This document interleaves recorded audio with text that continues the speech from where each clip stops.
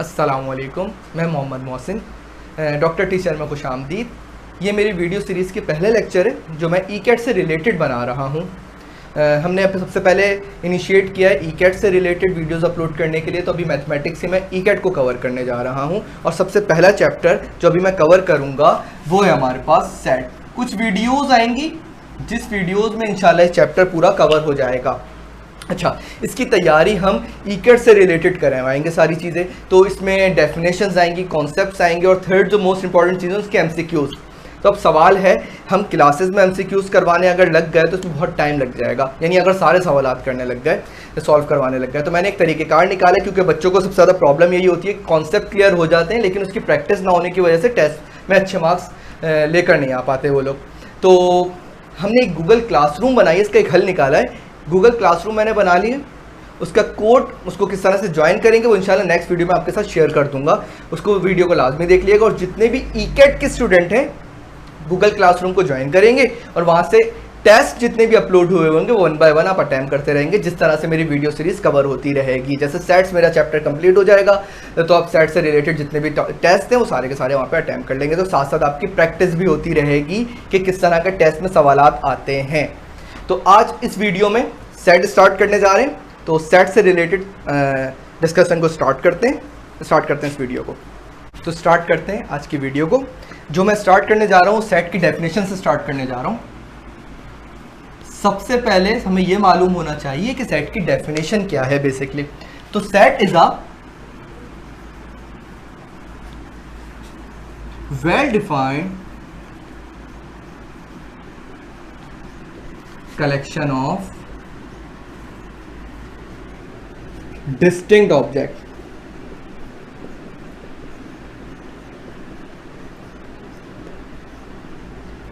इसमें दो चीज़ें ऐसी हैं, दो वर्ड्स हैं जो हमें समझने हैं। सबसे पहले ऑब्जेक्ट्स पे बात कर लेते हैं। ऑब्जेक्ट हमारे पास, इसको एलिमेंट भी कह सकते हैं हम। इसमें क्या क्या आ सकता है हमारे पास? इसमें हमारे पास नंबर्स आ सकते हैं, इसमें हमारे पास अल्फ़ाबेट्स आ सकते हैं, इसमें हमारे पास शेप्स आ सकती हैं एंड एक्सेट्रा। इसके अलावा हमारे पास बहुत सारी चीज़ें और भी आ सकती हैं। जिस चीज़ का हम कलेक्शन बना रहे होंगे इसमें जो जो वैल्यूज़ आएंगे वो सारी ऑब्जेक्ट या एलिमेंट्स कहलाते हैं। तो अब हमें समझना क्या है? अब हमें ये समझना है कि वेल डिफाइंड का मतलब क्या है और डिस्टिंक्ट का मतलब क्या है। डिस्टिंक्ट का मतलब है मुख्तलिफ, यानी कि जितने भी ऑब्जेक्ट्स होंगे उस कलेक्शन में, यानी जिस चीज़ का भी कलेक्शन बना रहे हो, आगे आप समझते हैं किस टाइप के कलेक्शन होंगे। तो जिस टाइप के हम कलेक्शन बना रहे हैं उस पर जितने भी ऑब्जेक्ट्स होंगे वो सारे के सारे मुख्तलिफ होंगे, डिफरेंट होंगे, यानी रिपीट नहीं हो सकते। एक ही कलेक्शन में एक ही एलिमेंट एक से ज़्यादा दफ़ा नहीं आ सकता। और लाजमी तौर पे वो कलेक्शन वेल डिफाइंड भी होना चाहिए। वेल डिफाइंड का मतलब क्या है? पहले मैथमेटिकली अगर मैं बात करूं तो इसमें उस कलेक्शन में इन्फिनिटी नहीं आना चाहिए या 1/0 नहीं आना चाहिए, इस तरह के एलिमेंट्स उसमें शामिल ना हो। दूसरी बात, वेल डिफाइंड का मतलब यह है कि क्लियर कट हो कि कौन से एलिमेंट्स उस कलेक्शन में शामिल होंगे और कौन से एलिमेंट उस कलेक्शन में शामिल नहीं होंगे। अगर हमारे लिए आसान है समझना कि हमारे पास कौन कौन से एलिमेंट्स आ रहे हैं तो हमारे पास कहेंगे वो कलेक्शन वेल डिफाइंड है। और अगर हमारे पास हमें समझ ही नहीं आ रहा कौन कौन से एलिमेंट शामिल होंगे और कौन शामिल नहीं होंगे कौन से एलिमेंट्स, तो हमारे पास वेल डिफाइंड नहीं है। एग्जाम्पल से इसको समझते हैं। अगर मैं कह रहा हूं इवन नंबर का सेट बनाओ, तो हमें मालूम है कौन कौन से एलिमेंट्स इसमें शामिल होंगे। पर अगर मैं बोलता हूं YouTube पे जितने भी यंग स्टूडेंट्स हैं उसका सेट बनाओ, या पूरे किसी भी स्कूल में जितने भी यंग स्टूडेंट उसका सेट बनाओ। अब मैंने क्या किया, मैंने जब इवन नंबर बोला तो हमें इवन नंबर की डेफिनेशन मालूम है, उस डेफिनेशन के मुताबिक जो जो नंबर सेटिस्फाई करेंगे वो सेट में शामिल हो जाएंगे। मैंने बोला यंग स्टूडेंट का एक सेट बनाओ। अब एक प्रॉब्लम है यंग स्टूडेंट में, मैंने कंडीशन नहीं लगाई कि यंग स्टूडेंट किसको कंसीडर किया जाएगा और किसको यंग स्टूडेंट कंसीडर नहीं किया जाएगा। तो अब हमें मालूम नहीं है क्योंकि एज मैंने रिस्ट्रिक्ट नहीं किया यहाँ पे। अगर मैं बोलता 10 से 15 के एज के जितने स्टूडेंट हैं उनका सेट बनाओ तो हमारे लिए फिर आसान होता कौन कौन से स्टूडेंट्स में शामिल होंगे। अगर मैं स्कूल की बात करूँ तो स्कूल में जो भी 10 से 15 के एज के दरमियान के स्टूडेंट्स होंगे वो सबके नाम लिख देते। लेकिन मैंने यंग का वर्ड लगा दिया तो मेरे लिए क्लियर नहीं है कि कौन कौन से एलिमेंट इस सेट में शामिल होंगे, तो ये वेल डिफाइंड नहीं होगा। इसी तरह से अगर मैं बोलता हूँ किसी स्कूल के इंटेलिजेंट स्टूडेंट का सेट बनाओ, ये भी वेल डिफाइंड नहीं होगा, क्योंकि इंटेलिजेंट स्टूडेंट की डेफिनेशन सबके लिए एक जैसी नहीं होगी। तो हमें मालूम नहीं होगा कि सेट में कौन कौन से इंटेलिजेंट स्टूडेंट शामिल होंगे और कौन कौन से इंटेलिजेंट स्टूडेंट शामिल नहीं होंगे, हम नहीं बता सकते, तो इसलिए ये भी वेल डिफाइंड नहीं है। दूसरी चीज़, अगर मैं बोलता हूँ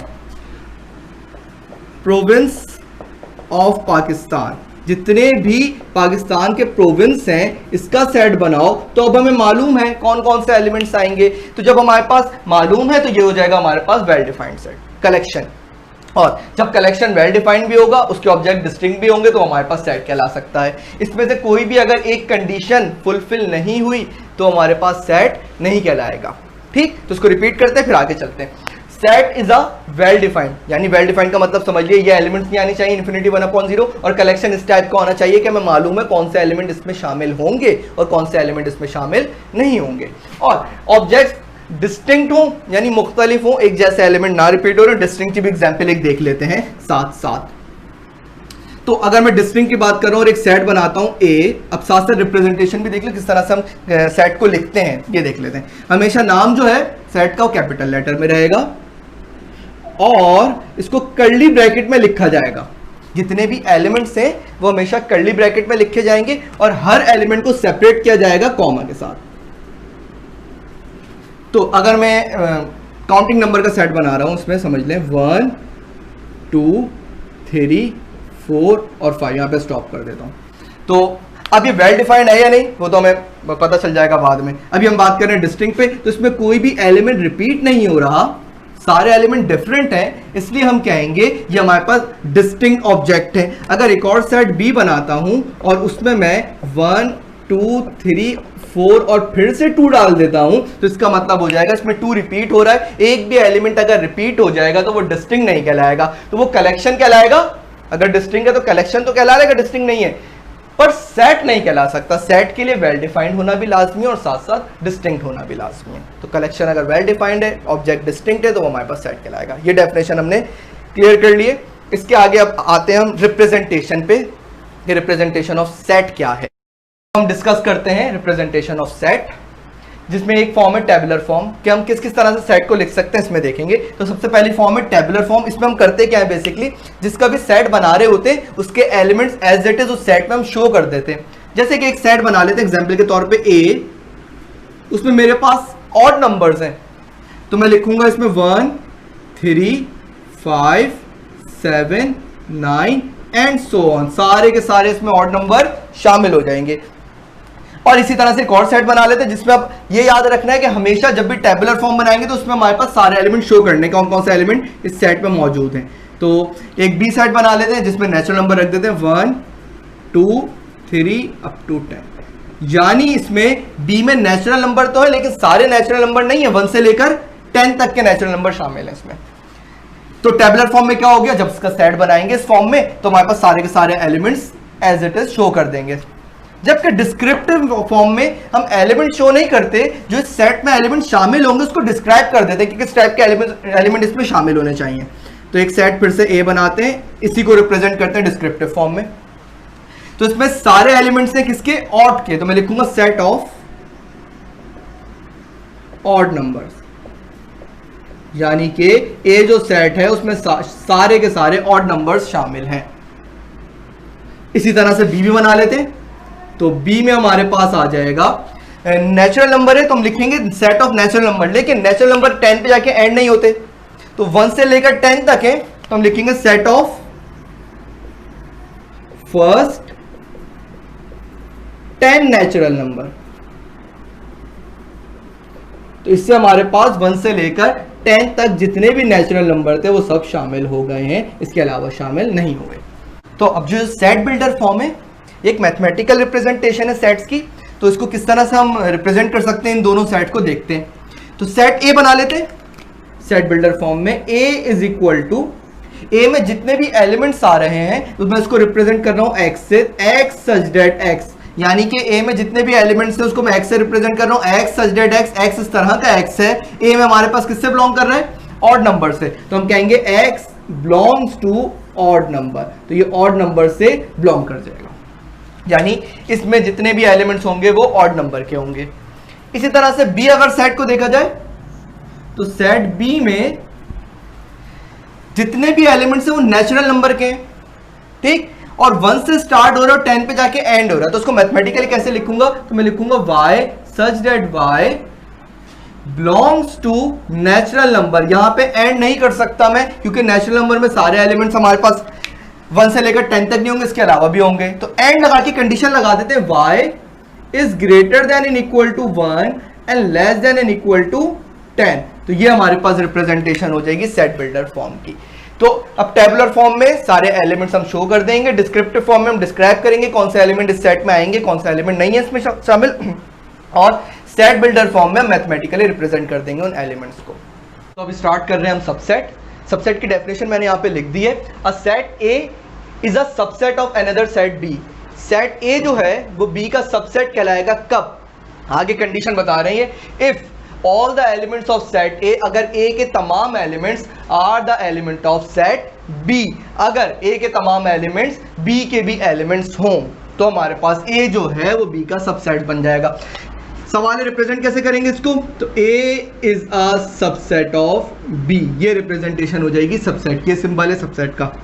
और इसको और आसान वर्ड्स में हम इस तरह से डिफाइन कर सकते हैं, the set A is contain inside the set B. अगर सेट ए जो है वो कंटेन कर रहा है, सारे एलिमेंट कंटेन कर रहे हैं किसके अंदर, बी के अंदर, तो ए जो है वो बी का सबसेट हो जाएगा। इसकी एग्जांपल देखते हैं, एग्जांपल से और अच्छा समझ आ जाएगा। अगर मैं एक सेट ए बना रहा हूं जिसमें एलिमेंट है 1, 2 और 3, और एक बी का सेट बना लेते हैं, बी में मौजूद है हमारे पास, समझ लेते हैं 1, 2, 3, 4 और 5। तो चेक करो, ए के पास एलिमेंट है 1, 2, 3, क्या 1, 2, 3 बी के अंदर भी कंटेन कर रहे हैं, बी के पास भी मौजूद है, मौजूद हैं। 4, 5 इजाफी एलिमेंट है, ये मैटर नहीं करेगा। तो ए के तमाम एलिमेंट्स बी में मौजूद हैं, इसलिए हम ये कहेंगे A is a subset of B. साथ साथ एक और एग्जांपल देखते हैं, इससे टाइप भी कवर हो जाएगी जो सबसेट की टाइप्स हैं। एक और फिर से सेट बनाते हैं ए जिसके पास एलिमेंट है 1, 2 और 3। एक सेट बी बना लेते हैं जिसके पास एलिमेंट है 2, 1 और 3। अब चेक करते हैं, ए के पास एलिमेंट आ रहे हैं 1, 2, 3, जबकि बी के पास एलिमेंट आ रहे हैं 1, 2, 3। ऑर्डर चेंज होना सेट में मैटर नहीं करेगा। तो ए के तमाम एलिमेंट्स बी में मौजूद हैं, तो इसका मतलब हम क्या लिख सकते हैं, A is a subset of B. लेकिन इधर एक प्रॉब्लम है, जब हम ये चेक करते हैं कि बी के एलिमेंट्स क्या ए में मौजूद हैं, तो बी के एलिमेंट्स भी ए में मौजूद हैं। इसका मतलब क्या है, बी भी ए का सबसेट है, जबकि ये कंडीशन यहां पे होल्ड नहीं कर रही है। ए बी का सबसेट है लेकिन बी ए का सबसेट नहीं है। यहां से हमारे पास दो टाइप निकलती है सबसेट की, एक कहलाती है प्रॉपर सबसेट और सेकंड टाइप आती है हमारे पास इम्प्रॉपर सबसेट। तो इसको पहले समझ लेते हैं, इसकी डेफिनेशन भी देख लेते हैं। तो प्रॉपर सबसेट क्या होगा, अगर एक सेट के तमाम एलिमेंट कंटेन कर रहे हैं दूसरे सेट में और लाजमी तौर पे दूसरे सेट में कुछ इजाफी एलिमेंट्स हो, कम से कम एक और एक से ज्यादा अगर इजाफी एलिमेंट आ रहे हैं, तो A is a proper subset of B कहलाएगा। जबकि ए के तमाम एलिमेंट जो मौजूद है वही बी में, और बी में इसके अलावा और कोई इजाफी एलिमेंट मौजूद नहीं है। इसका मतलब दोनों में सेम एलिमेंट्स है। तो हमने क्या लिखा है, A is a subset of B और B is a subset of A. इसका मतलब हो जाएगा A is an improper subset of B, और ये इंप्लाइज करेगा, इसका मतलब दोनों सेट आपस में एक दूसरे के इक्वल हैं। इसका मतलब क्या हुआ, अगर दो सेट इक्वल हैं, इक्वल की डेफिनेशन भी अभी आगे आ जाएगी, अगर दो सेट इक्वल हैं तो इसका मतलब वो इम्प्रॉपर सबसेट कहलाएंगे, और अगर दो सेट इक्वल नहीं है तो वो हमारे पास इम्प्रॉपर सबसेट कहलाएंगे। और आगे इसके भी डेफिनेशन भी देखते हैं हम। तो अब हम डेफिनेशन स्टार्ट करें प्रॉपर सबसेट और इम्प्रॉपर सबसेट की। इसको समझ लिया हमने पीछे सबसेट की डेफिनेशन समझते हुए, लेकिन अभी फिर से देख लेते हैं इसकी definition. If A and B are set, A and B set होने चाहिए, then A is called the proper subset of B. तो हम ए को बी का प्रॉपर सबसेट कब कह सकते हैं, if A is a subset of B. A के तमाम एलिमेंट्स बी में मौजूद होने चाहिए, साथ साथ A is not equal to B, और ए और बी को दोनों को बराबर नहीं होना चाहिए। इसका मतलब बी के पास एक या एक से ज्यादा ऐसे एलिमेंट मौजूद होंगे जो ए में मौजूद नहीं है। ठीक, तो हमारे पास ये एग्जांपल हो जाएगी प्रॉपर सबसेट की। एग्जांपल भी देख लेते हैं किसकी। अगर मैं बनाता हूं एक सेट ए 1, 2 और 3 और एक सेट बनाता हूं बी जिसमें हमारे पास 1 2 3 4 5 ये पीछे भी एग्जाम्पल देखी थी हमने। तो ए के तमाम एलिमेंट्स बी में मौजूद हैं, लेकिन बी में कुछ इजाफी एलिमेंट्स भी आ रहे हैं, तो हम कहेंगे A is a subset of B but A is not equal to B. तो उसको ये इंप्लाइज करेगा A is a proper subset of B. तो प्रॉपर सबसेट की नोटेशन ये हमारे पास होती है। यहाँ से नीचे जो इक्वल की लाइन है वो यहाँ से हट जाएगी। फिर इम्प्रॉपर सबसेट क्या है? A subset which contain all the element of the given set. एक ऐसा सेट जो कि तमाम एलिमेंट्स कंटेन करे गिवन सेट के, जो गिवन सेट में हमारे पास एलिमेंट है, is called an improper subset. वो इम्प्रॉपर सबसेट कहलाएगा। और इसको हम बता चुके हैं, अगर दो सेट इक्वल होंगे तो जब भी वो इम्प्रॉपर सबसेट कहलाएंगे। इसकी एग्जांपल भी पीछे लिख चुके हूं, लेकिन दोबारा से लिख देता हूं। 1 2 3 अगर एक सेट है ए और एक और सेट है बी जिसके पास 2 1 3 एलिमेंट्स हैं, ऑर्डर मैटर नहीं करता, तो हम यहाँ पे देख सकते हैं ए और बी दोनों आपस में इक्वल हैं क्योंकि दोनों के सेम एलिमेंट्स हैं। तो ये हमारे पास कहलाएगा A is an improper subset of B, और इसको यूं भी कह सकते हैं B is an improper subset of A। तो ये हमारे पास बेसिक डेफिनेशन हो गई प्रॉपर और इम्प्रॉपर सबसेट की। आगे सबसेट बनाना देखते हैं और फिर पावर सेट देखते हैं। अब किस तरह से सबसेट किसी भी सेट के बनाए जाएंगे ये देखते हैं, और फिर सबसेट से हम कैसे पावर सेट बनाते हैं इसको भी डिस्कस करते हैं। तो अगर मैं एक सेट ले रहा हूं कैपिटल A जिसके पास एलिमेंट है A B और C, अब इसके किस तरह से सबसेट बनाए जाएंगे इसको डिस्कस कर लेते हैं। आसान से वो हमारे पास तरीकेकार है। सबसे पहले सबसेट हमेशा जो बनेगा वो नल सेट बनेगा सबसे पहले। इसका मतलब null set is a subset of every set. हर सेट का जो पहला हमारे पास सबसेट बनाएंगे वो नल सेट बनाएंगे। फिर एक एक करके एलिमेंट्स इसमें रखते जाएंगे, यानी सबसे पहले अब हमारे पास A आएगा, फिर हमारे पास B आएगा और फिर हमारे पास C आएगा। अब एक एक एलिमेंट के बन गए। अब दो एलिमेंट के जितनी पॉसिबल हमारे पास सेट्स बन सकते हैं वो बनाते हैं। तो दो एलिमेंट्स का एक बनेगा हमारे पास A और B, A और C, और फिर आएगा हमारे पास B और C। अब जब दो एलिमेंट्स के हमारे पास कंप्लीट हो गए, अब तीन के तीन एलिमेंट्स आ जाएंगे, यानी A B और C। हम एक फॉर्मूला है जिससे हम नंबर ऑफ सबसेट पहले से फाइंड आउट कर सकते हैं, वो भी बाद में डिस्कस करते हैं। इससे पहले एक और सेट बना लेता हूं मैं A के नाम से ही, A और B। अब इसके क्या बनने चाहिए? सबसे पहले हमें मालूम है नल सेट रखेंगे सबसे पहले हम, तो नल सेट आ जाएगा। फिर एक एक एलिमेंट का हम सेट बनाएंगे, यानी अब आएगा सिर्फ A का, इसके बाद सिर्फ B का, और फिर इसके बाद A और B का। अब चेक करते हैं, अगर हमारे पास तीन एलिमेंट्स हैं तो हमारे पास जो टोटल सबसेट्स बन रहे हैं वो 8 बन रहे हैं, और अगर दो एलिमेंट्स हैं तो हमारे पास 4 सबसेट्स बन रहे हैं। तो इसके लिए एक फॉर्मूला है number of subset find out करने का। वो फॉर्मूला है हमारे पास 2 की पावर n, और n का मतलब क्या है? Number of elements in a set. Set में जितने भी एलिमेंट्स होंगे वो 2 की पावर पे चले जाएंगे। यानी कि अगर मैं यहाँ पे बात करूं, यहाँ पे n 3 है, तो यहाँ पे हो जाएगी 2 की पावर 3 यानी 8। इसका मतलब इसके जो टोटल सबसेट बनेंगे वो 8 सबसेट बनेंगे। इसी तरह से अगर यहाँ पे बात करूं तो यहाँ पे n जो है वो 2 है, तो 2 की पावर 2 यानी 4, यानी कि इसके जो टोटल सबसेट बनेंगे 4 बनेंगे। और देख सकते हैं यहाँ पे 4 सबसेट बन रहे हैं और यहाँ पे 8 सबसेट बन रहे हैं। अब अगर मैं बात करता हूँ इसी के साथ साथ पावर सेट की, तो पावर सेट को हम रिप्रेजेंट करते हैं P ऑफ, अगर पावर सेट A का बना रहा हूं तो मैं लिखूंगा P ऑफ A, यानी पावर सेट ऑफ A। क्या मतलब क्या पावर सेट का? पावर सेट में तमाम सबसेट आ जाते हैं किसी भी सेट के। यानी कि अगर मैं एक सेट A कंसीडर कर रहा हूं, A B और C, इसका मुझे पावर सेट बनाने के लिए कहा गया है, तो मैं क्या करूंगा? P ऑफ A बनाऊंगा, इसका सेट बनाऊंगा, और इसमें इस सेट के यानी A B C के सारे सबसेट्स रख दूंगा जो मैं पहले बना चुका हूं। A B C के जो टोटल 8 सबसेट बने हमारे पास, वो उसके यहां पे एडजस्ट कर दिए जाएंगे। पहला नल सेट, फिर आएगा A, फिर आएगा B, फिर आएगा C, फिर दो के एलिमेंट्स यानी A और B, फिर आएगा B और C, और इसके बाद आएगा A और C। फिर डायरेक्ट आ जाएगा हमारे पास A B और C। तो ये हमारे पास हो गया एंड, ये आ जाएगा पावर सेट ऑफ A। अगर ये मेरे पास सेट B होता तो यहाँ पे मैं चेंज कर देता B के नाम से।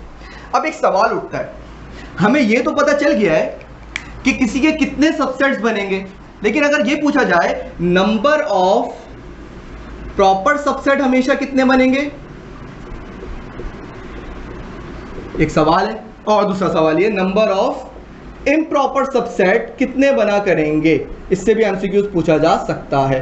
तो सोचते हैं, चेक करते हैं दोनों के सबसेट कौन कौन से हमारे पास सबसेट बन रहे हैं। प्रॉपर का मतलब ये है अगर एक सेट के तमाम एलिमेंट दूसरे सेट में कंटेन कर रहे हैं और दूसरे सेट में कुछ एलिमेंट ज्यादा हो तो वो प्रॉपर सबसेट कहलाएंगे, नहीं दोनों इक्वल ना हो।